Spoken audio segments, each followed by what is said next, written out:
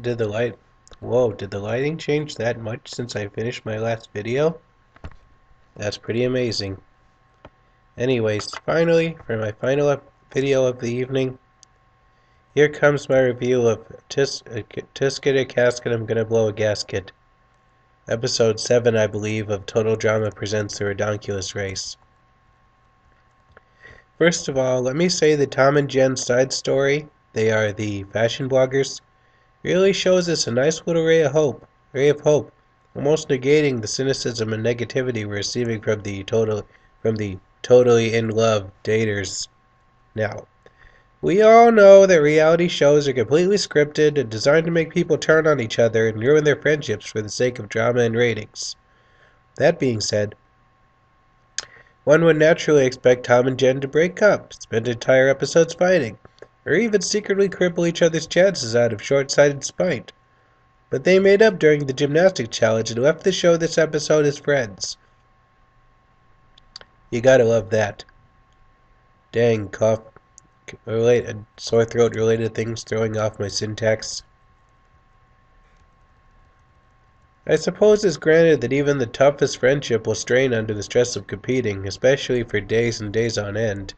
But seeing two people work through their differences and not let that pressure destroy them, it really makes you believe in the power really makes you believe in the power of the human spirit. Let's hope we see something like that for the daters soon too, otherwise I'd want them off in the next episode. I was really hoping for them to get voted off. We watch this series to be entertained and to watch our favorite characters succeed, not to watch people argue and yell at each other. We get enough of that from Jacques and Jose. Is anyone else getting tired of those two? I am. I loved hearing more from the Goths also. Who would have ever guessed that Stacy DePass could sound so radically different from all the other characters she's voiced? She does Crimson, but she also does Emma. And she was Nikki on 16. Listen to Emma, listen to Nikki from 16, and then listen to Crimson. Totally different. And it's not often that you see people who would risk losing the game for the sake of their beliefs. They both wanted to try being inside that coffin. And they were willing to accept any penalties that came along in order to do it. The Goths in this episode are like the vegans. Although they both actually did do what they were supposed to, the Goths didn't go through any crisis of conscience or belief like the vegans did. And they got to stay, even though it was indeed an elimination challenge. Though I do find it odd that, unlike some of the other Total Drama series, they elected this season not to air a more scary episode during the actual area of Halloween, because this was clearly meant to be this season's scary episode. And there were a lot of things that either could have been added or didn't make sense in this one. Hate to say it. I have no idea what was up with the werewolf during the graveyard scene. Did anyone else see that there was a werewolf there? An actual werewolf? Standing up with dog fur and a dog nose and what have you? Will it play into the following episodes? Maybe. Though I'll bet you dollars to donuts that it isn't a real werewolf. I also have no idea why they laid off the fat and heavy jokes while Noah had to carry Owen in the coffin.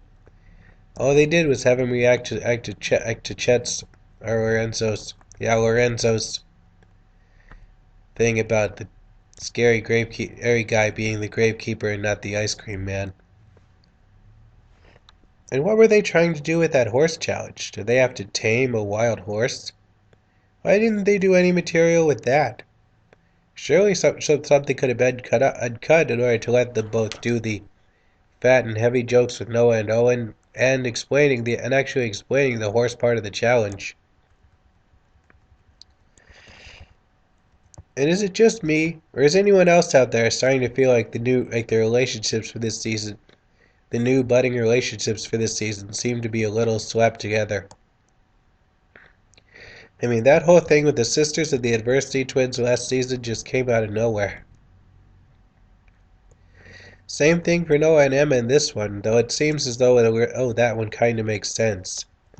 They're both the serious and intelligent halves of their teams, who are working alongside two free-spirited, basically children. Although Noah's actually more of a deadpan snarker than an actual intelligent guy. It seems like, according to Tumblr, they're going to more deeply explore a possible relationship between Noah and Emma, or Kitty. Noah's definitely going to have a thing with one of the sisters, it seems, according to Tumblr. I didn't want to see that, I didn't want to know that, I didn't want to say that, but during my search for images of the Goths, I wound up seeing lines of text saying what I've just said about Noah and the sisters. You guys have any thoughts on this season's new budding relationships? And speaking of which, will there ever be an alliance formed in this season? There have been so many teases, but no real alliance action. I'm starting to get tired of waiting, just like I'm getting tired of waiting for Carrie to actually say something to Devon and form the relationship that we all know is coming.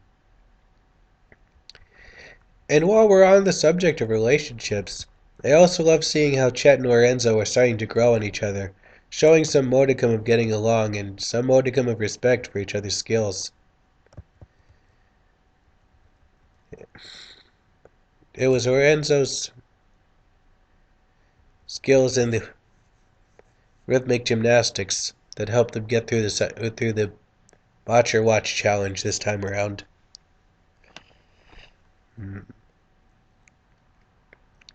And what Jeff said to Chet during really seemed to make him think about.